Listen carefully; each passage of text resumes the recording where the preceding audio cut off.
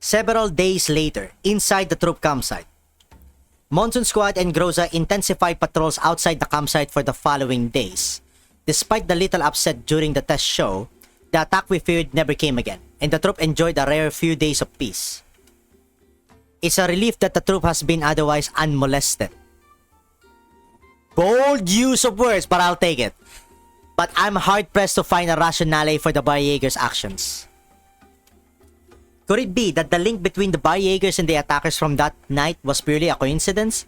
Was it truly just two layabouts with nothing better to do accepting a job from the underground? No, perhaps I need to investigate further. There must have been something behind the scenes that I have missed. Once afternoon, rehearsals for the troupe are over. I seek out Zhao Wei. As she listens to my intentions for coming here, she puts down the prop she is checking and looks at me in puzzlement. So, you intend to investigate the Barriegers outside the camp?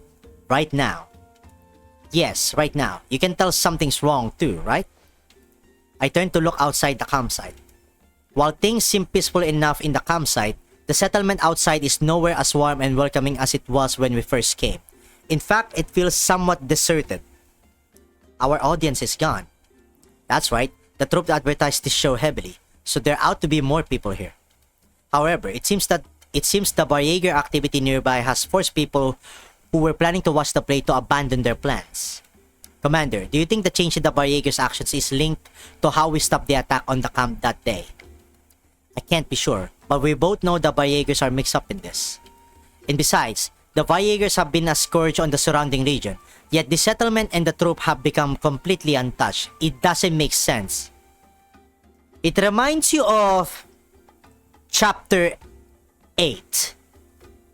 Right? It reminds you of Chapter 8. Where there's this group of Barriegers or Oljafat, and then they don't touch that settlement, not unless they really want to. I don't think it's because we rebuild ourselves, and I don't think anyone would actually pay to invite those starving wolves here. Therefore, I need to head out there on foot to figure out what's going on. Since it is very likely that Ada is involved, I'll need the help of Monsoon Squad too. Understood. I can accompany you, Commander. Oh, me too. I haven't gone out investigating with you in a long time, Commander. Jiangyu has appeared from seemingly nowhere and inserted herself between Zawi and me, followed closely by Diane and Faye who turned up in front of me. Why didn't you just tell us you needed help, Commander? Uh-oh. Yeah, Zawi would have monopolized the scouting mission with the Commander if I hadn't secretly followed you. As I see the looks of anticipation in their eyes, I cannot help but chuckle. But eventually, I harden my heart and shake my head. The Barriegers are still roaming around out there, so we need to leave someone behind to protect the campsite. Zawi and Jiangyu will follow me. Diane and Faye will stay behind and protect the campsite. What about Groza? Woohoo! Understood. Faye and I will mind the campsite, but please be careful, Commander. What about Groza? As our jeep drives deeper into the wilderness, there's still no trace of the Barriegers. Jiangyu stares out of the backseat window for a long time, but she cannot find anything. Bored, she begins tapping out a rhythm on the beagle's frame. Jiangyu, mind your volume. Okay, fine. I'll stop now. After being reminded by Zawi, Jiangyu sticks her tongue out and grumbles under her breath. These Barriegers are such a pain. There's no sign of them anywhere. It's just a waste of your time, Commander. I cannot believe we're spending our precious time off on those Barriegers. I'm so mad. After complaining, Jiangyu drapes herself over the back of my seat. Still, I'm glad I got to go out with you again on a mission, Commander. It feels just like the old days. In fact, I cannot help but wonder how nice it would be if the troop could just keep performing. Then Big Sis, Faye, and I could just ignore that crappy agreement and stay with you forever. Right, Commander? The agreement? Actually, Kalin sent me a secret transmission about a month ago when I was assisting 404 regarding new changes in the agreement. While quite a few dolls have already returned to the Elmo through chance encounters, I was planning to maintain the status quo for a while longer to avoid the Elmo becoming a target once again. But after seeing the gloominess and delight on Jiangyu's face, and thinking about the pendant that Diane cherished so dearly, I find it hard to keep quiet. Perhaps I cannot answer for the world, but at the very least, I can give them an answer. Commander? Actually, you can do that right now. You don't have to worry about that agreement anymore. Hey! Eh? Jiang Yu's jaw drops and her eyes go wide. I sigh and then smile as gently as I can. Just last month, the Non-Military Forces Administration secretly lifted part of the agreement's restrictions for various reasons. That said, it was done in secret, so I did not tell everyone because I did not want to alarm certain people. Also, I'm just a penniless bounty hunter right now, so all I can do is wander the land doing jobs to make ends meet. It's a hard life. I don't care if you're wandering or not. I'm happy as long as I'm with you, Commander. It won't ever be a hardship for you. Oh wait, for me. I'm sure Big Sis and Faye feel the same way too. Oh yeah, we'll go back and tell them the good news. I'm sure they will be really happy if they know they can follow you again. Really now. I chuckled, then turned to look at Zhao Wei. However, I realized that she's staring intently through the windshield, her face grim. Uh-oh. Commander, Viager's sighted ahead. It's fight time. Oh, cutscene. Hey! Hey, Jiang Yu. Problem resolved. Zowie, catch up quick. We can wrap things up and share the good news with our sister sooner. Don't rush. Take care of the enemies first. I'm gonna say, this story is a breath of fresh air. It's a good change of pace. It's so different. I know there's a lot of Griffin dolls, but having a new character around is actually really good. You know, it breaks out the usual norm. Oh, it's the Griffin dolls. And then we have Zowie here. Totally the polar opposite of the other Griffin dolls.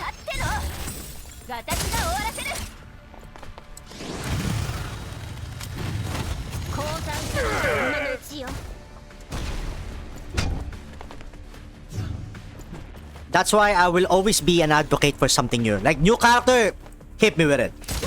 New character, new mechanic, hit me with it. New gameplay, hit me with it.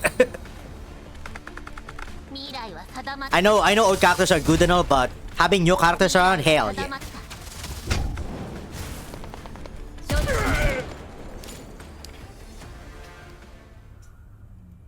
Thanks to Zowie and Jiang Yu's combined attack, the ambushing Bar Jaegers are soon driven off.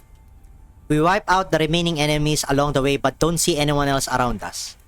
In order to verify the Bar Jaeger's tracks, we even pursue them all the way to the Bar Jaeger camp we found earlier. However, the brightly lit campsite from that night is now completely deserted. It's as though these bandits were tipped off and vanished without a trace after shifting their area of activity. What's going on? Hehe, maybe they got scared by how we have been spanking them over the past few days and run off? No, judging by the state of the camp, this was an organized withdrawal. So we have missed them again. Let's head over to the other camp that Groza found.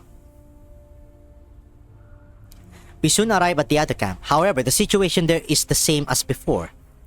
Hey, where did everyone go? When I came here with Groza and the commander just a few days ago, there were Bar Jaegers patrolling around the area. Indeed, if they packed up and left in just a few days, then where did they go? I lean against a window and rub my forehead as I feel a headache coming on. Is there really nothing wrong with those Bar Jaegers? In the past, exterminating Bar Jaegers was not a difficult task. However, they seem to have become more cunning over the past 6 months.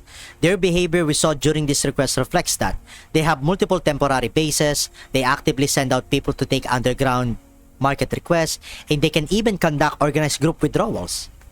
A vague feeling that there is something wrong about all this churns in my mind. It's almost as though someone is directing these crude bandits from the shadows. Unfortunately, I have no clues or proof regarding them at the moment. Oh, don't be so down, Commander. Since they are gone, the troop and the settlement will be safe. You should be happy, Commander. It's good for Ada, yes, but it seems the bounty that the Commander will receive for investigating the Bar Jaegers is going to be much smaller than expected. You don't hold back at all, do you? You're right. I'm sorry, Commander. I did not think about that. Still, there's no need to worry. Now that the agreement's been loosened, Monsoon will help you out with missions as long as we get to stay on the Elmo. In short, you won't have to worry about starving with us around. Is that so? I'm looking forward to that. Hehe, me too. There's all sorts of fun stuff on the Elmo and a lot of old friends. Well, not just the guys from Griffin, but lots of new friends too. We will be able to make new friends too, right? Jiangyu tightens her grip on the steering wheel, and her eyes sparkle as she fantasizes about what the future holds. Zoe says nothing, only listening quietly. Man, I want to head back to the campsite right now and see the look on Big Sis and Faye's faces when I tell them the agreement's been loosened up. Hold on tight, Commander. I'm putting the pedal to the metal. Jiangyu mutters about the agreement to herself as she speeds all the way back. Soon, the jeep lurches to a halt. We're at the campsite. Commander, we have arrived. Jiangyu eagerly dismounts and runs up to the nearby Diane and Faye.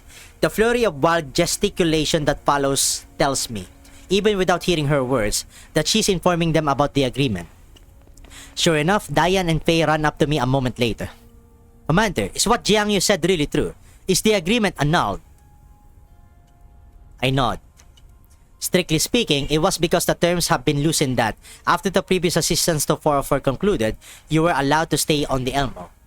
So if you don't mind following me on my wanderings, you can come back to the Elmo and stay with me permanently after this contract is finished.